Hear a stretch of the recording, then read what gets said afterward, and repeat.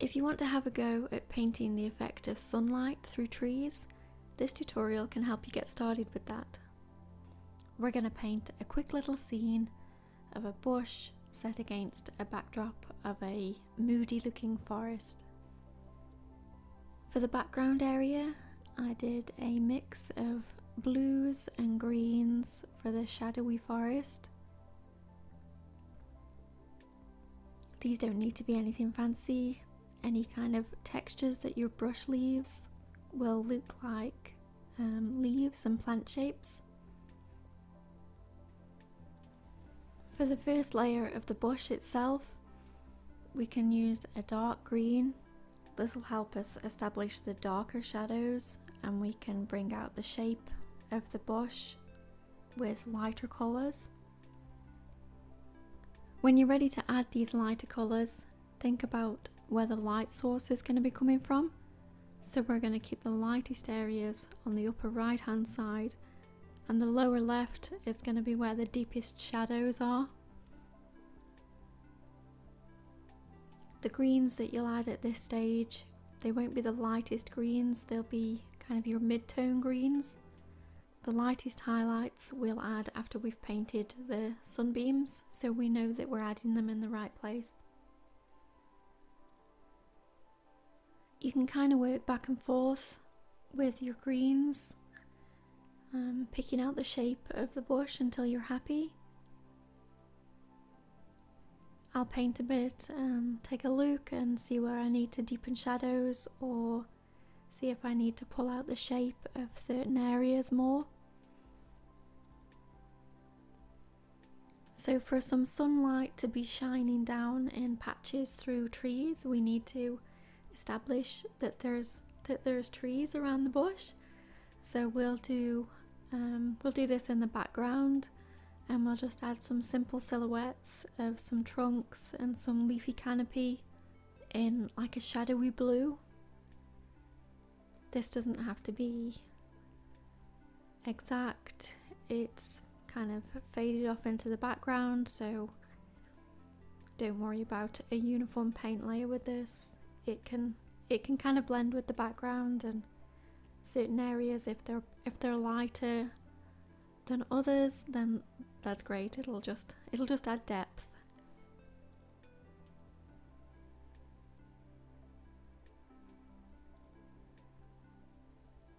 I didn't do anything fancy for the foreground on this.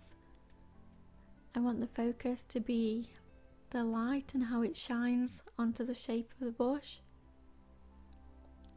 So I just used a mid-green to put some grass around it and add a little shadow next to the bush.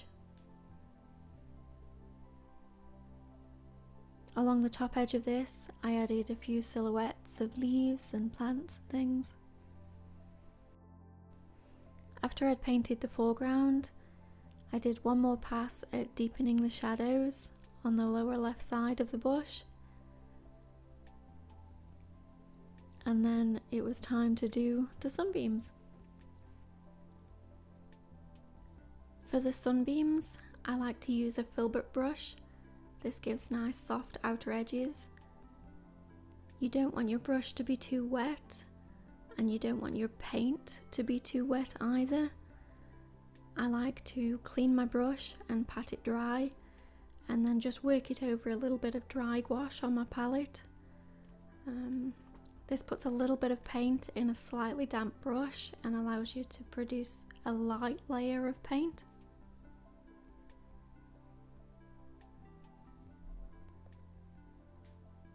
You want to apply the gouache in light strokes so as not to disturb the layers underneath too much. It's okay if it smudges them a little, it adds to the effect of how the light distorts what you see.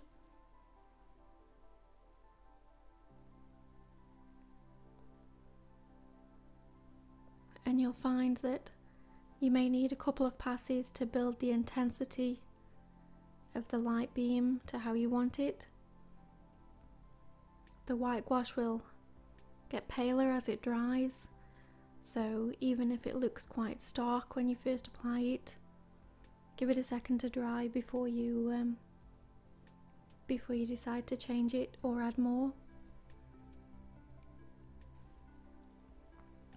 Less is more with sunbeams, so try and paint them in as few strokes as possible. It can be really helpful to try this out on a test sheet first.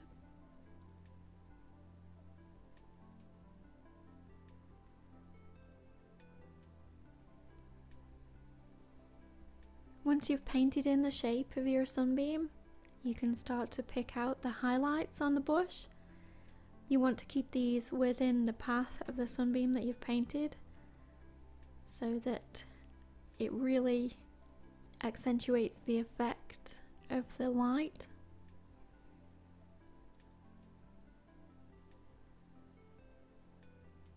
For these final highlights, you want them to be a really warm yellowy green to help give that sunshine glow. Focus the most intense colour towards the top of the individual shapes on the bush. This will help to bring out the form, and you can blend these colours out as they go down.